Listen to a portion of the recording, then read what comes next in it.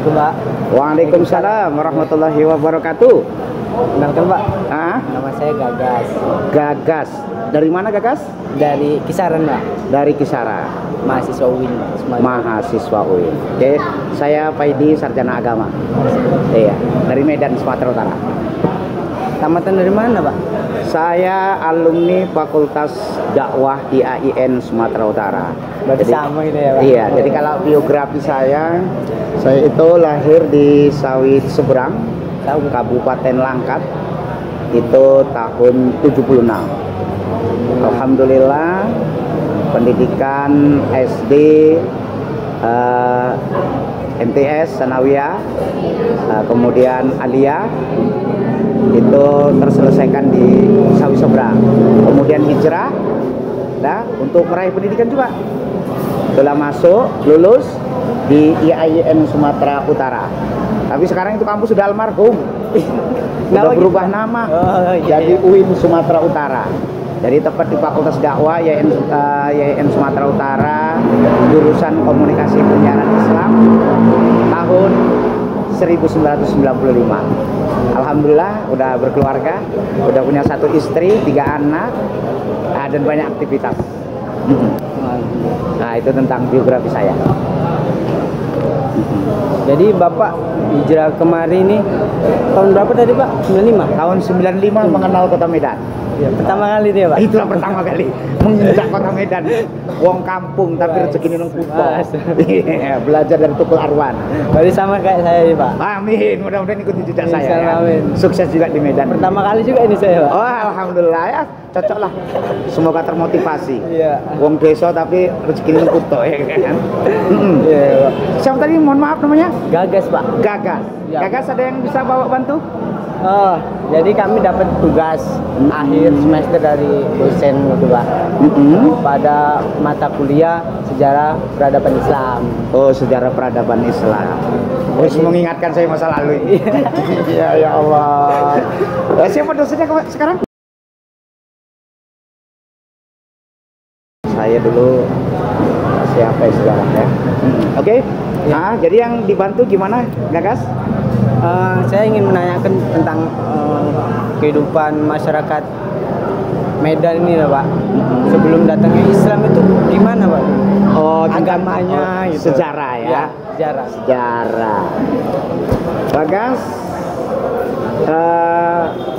kita awali sejarah masuknya Islam di Sumatera Utara dulu ya.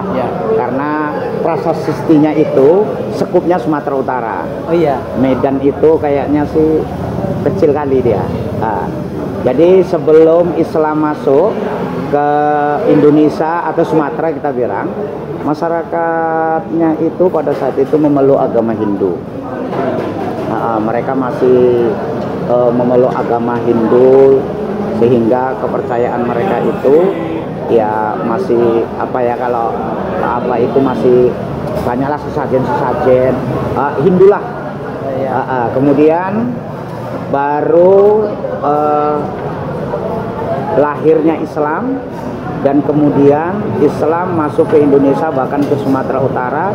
Itu bisa dibuktikan paling tidak ada 3 yang ingin saya sampaikan. Apa? Ya, yang pertama masuknya Islam itu dari pelabuhan, dari laut. Dari laut. Iya, jadi orang dagang, orang-orang Arab tuh, Arab India, Persia, mereka itu tujuannya ingin berdagang plus menyampaikan dakwah Islam. Dan itu prasastinya ada di makam di Barus Sibolga. Oh, itu yang tangganya sampai ribuan. Di atas gunung ini ya, Pak? Iya, di atas gunung. Jadi belum lengkap umat Islam Indonesia, apalagi wong Medan, kalau belum melihat makam yang ada di Barus. Karena itu adalah sejarah awalnya masuknya Islam yang dibawa oleh para pedagang-pedagang. Jadi Barus itu yang ada di Sibolga, yang tangganya itu di atas bukit. Dan itu panjang makamnya. Makam siapa itu, Pak? Nah, itu yang lupa saya, sudah lama saya selesai kuliah kan. Jadi udah lupa saya itu. Tapi itu bukti awal Islam masuk ke Sumatera Utara dibawa oleh pedagang-pedagang Arab dari Persia, dari India. Dan salah satunya itu dibuktikan ada makam umat Islam yang ada di Sibolga, Barus. Ya. Itu yang pertama. Yang kedua, masuknya Islam itu di Sumatera Utara itu bisa dilihat dari kelompok-kelompok umat Islam atau banyaknya pengajian-pengajian umat Islam. Di antaranya itu contohnya seperti tarekat. Oh ya. Oke. Ada banyak-banyak tarekat. Di Medan ini ya itu terkenal ada tarekat Nasabandi, itu ada dibawa oleh Profesor Dr. Haji Kadirun Yahya. Itu tahun 60-an sekian, di mana presiden kita RI yang pertama Pak Soekarno itu gurunya itu almarhum Profesor Dr. Kadirun Yahya. Jadi ahli metafisika. Jadi di Pancabudi itu ada tarekat Nasabandi. Mereka kelompok besar. Bahkan ikhwannya itu santrinya, murid-muridnya itu bukan hanya di Indonesia, ada di Malaysia, ada Singapura, pokoknya luar negeri. Jadi kelompok-kelompok. Belum lagi di Besilam, Babu Salam Langkat, itu didirikan oleh almarhum Abdul Wahab Rokan. Nah, itu juga tarekat. Jadi banyak kelompok-kelompok Islam yang menyampaikan dakwah Islam itu salah satunya melalui tarekat. Itu sekarang masih bisa dapat dibuktikan. Nah, dan yang ketiga, sejarah masuknya Islam di Indonesia itu banyaknya munculnya kerajaan-kerajaan Islam. Oke, nah yang pertama itu kita bisa lihat dari sejarah kerajaan Perlak itu di Aceh. Tuh. Jadi itu nggak boleh itu melupakan sejarah itu. Kemudian ada lagi Samudra Pasai, itu juga ada di Aceh. Itu kerajaan Islam tuh. Memang awalnya dari Aceh dulu karena dibawa oleh pedagang-pedagang tuh. Kemudian ada lagi kerajaan Minangkabau, ada kerajaan Delhi, Sultan Delhi, kerajaan Asahan. Iya. Jadi Bagas harus membaca itu masuknya Islam di Sumatera Utara. Jadi melalui 3 bukti ilmiah inilah Islam itu berkembang khususnya di Sumatera Utara dan kota Medan sebagai pusat kota yang ada di Sumatera Utara ini. Jadi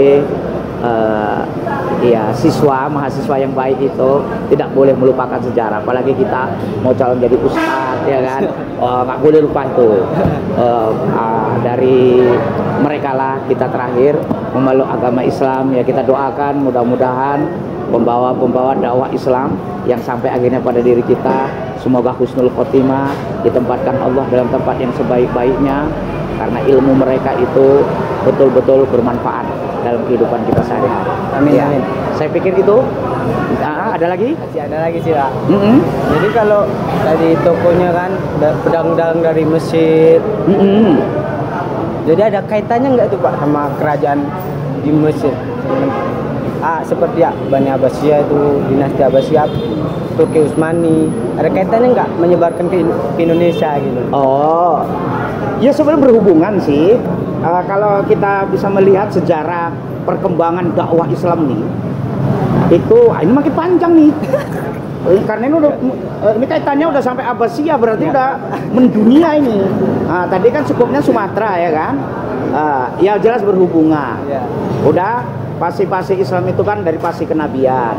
Itu dimulai Nabi Adam dan diakhiri dengan Nabi Muhammad. Udah selesai Nabi Muhammad baru pasti Khulafaur Rasyidin. Dan Abu Bakar ditutup dengan Ali bin Abi Thalib.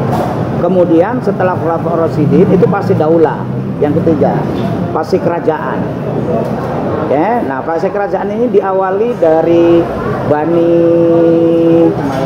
Umayyah, ya. Bani Umayyah, Abbasiyah, baru Utsmaniyah. Iya, di Turki. Oke, jadi termasuk Islam yang masuk di Sumatera Utara yang Bagas tadi ya, Gagas. Gagas lah. Gagas, Iya. Gagas tanya tadi, sebenarnya itu lebih banyak dari pedagang Turki, keturunan dari kerajaan Turki Utsmani. Oke, makanya ada kaitannya tentang daulah-daulah tadi, Abbasiyah, Umayyah, Abbasiyah dan Utsmaniyah. Iya. Kita rata-rata mujahid yang masuk menyampaikan dakwah Islam itu dari kerajaan Turki Utsmani. Turki Utsmani. Dari situ. Jadi udah dari fase daulah ini baru masuk fase kita entah apa fase apa ini. Pada saat fase daulah itu kerajaan, Ya. Islam itu jadi apa? Jadi pokoknya polisinya dunia lah. Kalau sekarang kan Amerika kan. Di pusatnya gitu. Pusat Islam masa kemasan lah. Jadi Islam itu pernah disegani, bahkan mampu merubah budaya di dunia ini. Dan rata-rata ini hukum-hukum semua ini itu rata-rata memplagiator hukum Islam ke situ, termasuk di Indonesia. Saat sekarang ini mereka menciplak dari Turki Utsmani, raja yang terakhir itu. Nah, itu kita tidak syariat Islam tapi nasionalis yang berasaskan Bhinneka Tunggal Ika, Pancasila, sila pertama ketuhanan yang Maha Esa. Itu padahal dulu pejuang-pejuang kita itu 99% umat Islam, tapi tidak mampu mereka meletakkan hukum Islam itu Al-Quran dan hadis. Nah, di situ dia, belajar di situ juga. Jadi fase yang keempat pasti kita ini, entah apa namanya nih. Yang jelas ini masa kemunduran. Islam ini udah belum banyak ini dibandingkan tadi sejarah-sejarah apa, tapi bagai buih di tengah lautan, kita nggak punya kekuatan. Diombang-ambing, bahkan sekarang jadi polisi dunia itu kan Amerika. Iya. Dulu Islam pernah ada di India, sekarang nggak nampak. Andalusia, Spanyol nggak nampak. Tengoklah yang nonton sepak bola, mana ada perempuan pakai jilbab. Padahal dulu Indonesia udah Islam berkembang pesat di sana, ya Allah ya Karim. Sekarang udah dibilang hilang. Turki masih lumayan, sekarang presidennya sama Ahmad Erdogan ya, muncul lagi Islam.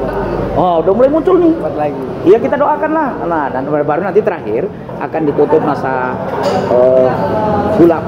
khilafah, yaitu masa kejayaan Islam lagi. Nah, kita sudah mengarah ke sana ini.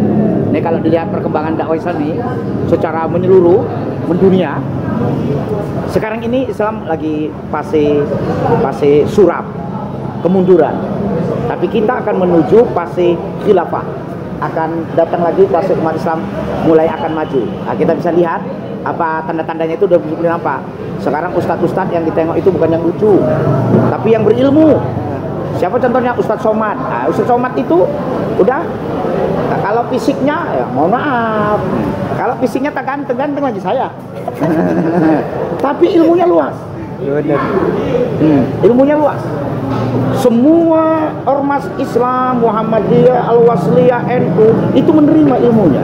Karena UAS, Ustadz Abdul Somad itu ilmunya luas ya, kocaknya pun ada. Anak dakwah harus pinter juga, komunikatif. Nah, itu. Kemudian apalagi sekarang masjid. Udah terutama hari-hari libur, hari Minggu subuh. Wow, udah ada mulai pengajian Minggu subuh. Oh iya. Udah mulai nampak. Pokoknya sekarang jemaah subuh udah mulai meningkat. Nah, terus apa lagi?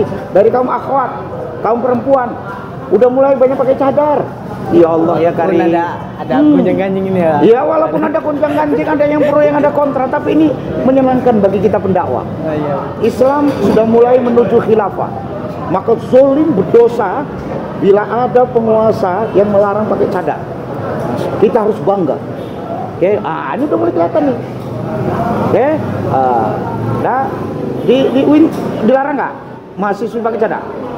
Gonjang-ganjing juga? Gonjang-ganjing. Oh iya. Subhanallah. Minimal ada 3 tanda-tanda ini yang nampak di permukaan. Sudah mulai Islam menuju fase yang kelima. Ya, insya Allah lah kita doakan, mudah-mudahan masa kalian nanti. Nah, itu hubungannya ke situ. Tentang masuknya Islam. Kembali ke Medan tadi ya Pak. Medan. Jadi menurut Bapak perkembangan Islam di Medan ini gimana gitu Pak? Baik di sisi akhlaknya lah, sosialnya atau apa? Kalau kota Medan, Iya. ini kan pusat kota Madya lah. di Sumatera Utara. Oke, jadi Sumatera Utara itu kota Madiannya itu ya di Medan. Nah, saat sekarang ini itu sebagaimana saya sampaikan tadi, sebenarnya ini mengalami peningkatan. Ya, walaupun dekadensi moral itu ada, tetapi tidak separah masa saya remaja dulu. Oke, saya melihat di sini masjid di Medan ya, itu sudah bangunan fisiknya udah cantik-cantik, udah kemudian jemaahnya pun saya kan ruksu terus, jadwal terus ya. Kalau minggu pagi itu insya Allah sampai sekarang ini umat itu masih senantiasa mengundang saya, dan bukan hanya bangunan masjidnya yang cantik, tapi syiar dakwah Islamnya pun ada. Kemudian dari mahasiswa tengok ormas-ormas Islam udah siap untuk berkorban harta, nyawa, tengoklah teroris. Itu karena belajar Islam tuh. Kemarin saya ceramah di Masjid Nur Syaada, Jalan Kelambir 5, di Tanjung Gusta, dekat juga itu lapas tuh. Tuh, rupanya ada beberapa orang yang ditangkap itu akibat bom yang ada di Poltabes MS. Mereka itu kenapa ditangkapi? Udah cerita masyarakat itu waktu saya menyampaikan dakwah, mereka ikut pengajian. Tapi pengajiannya itu door to door, dari rumah ke rumah, bukan mengaji di masjid. Maka saya sampaikan juga, udah tak perlu takut umat Islam kalau mau ngaji, tapi ngajinya di masjid. Udah datanglah ke masjid, menuntut ilmu kita, dengarkan pengajian Ustaz itu. Tapi kalau pengajiannya itu dari rumah ke rumah, apa sifatnya tertutup, hanya kelompoknya aja yang boleh, itu tanda tanya dulu, cross check dulu siapa gurunya, jangan mau dirayu orang, sehingga terjadilah Islam radikal, katanya bahasa sekarang ini. Islam radikal, sehingga mampu menyerahkan nyawanya untuk dengan bahasa jihad di jalan Allah, padahal itu melenceng. Jadi kalau perkembangan Islam saat sekarang ini, alhamdulillah, saya melihat dari kaula mudanya juga, walaupun maksiat ada, tapi dibandingkan masa remaja saya dulu, peningkatan syiar Islam sudah mulai nampak. Artinya kabar baik, Islam di kota Medan khususnya, itu dari statistik, dari dakwah saya di kota Medan keliling, itu baik pengajian, kaum bapak, apalagi kaum ibu, itu kaum ibu lebih luar biasa banyaknya. Masjid mulai penuh, perempuan udah mulai pakai cadar, masjid-masjid, pokoknya syiarnya adalah itu. Makanya antum nggak usah khawatir jadi mubalik. Oke, jadi mubalik sekarang enak. Habis ceramah dapat amplop, dunia akhirat dapat. Jadi kalau punya bakat dakwah itu fokus. Oke, Allah itu maha kaya. Lillahi ma fis samawati wa ma fil ardh. Kekayaan Allah meliputi langit dan bumi. Gak usah awak khawatir, karena di Medan ini masjidnya itu rata-rata makmur. Tengok kasnya ratusan juta. Ya Allah ya Karim. Itu. Oke, alhamdulillah Medan sudah the best lah untuk agama Islam. Jadi pesan dakwah untuk kami nih para mahasiswa ini gimana nih Pak? Nyikapi perkembangan zaman nih untuk kami mahasiswa. Untuk mahasiswa, terutama mahasiswa UIN lah, Fakultas Dakwah tadi ya. Iya Pak. Fakultas Dakwah ya. Itulah berkahnya.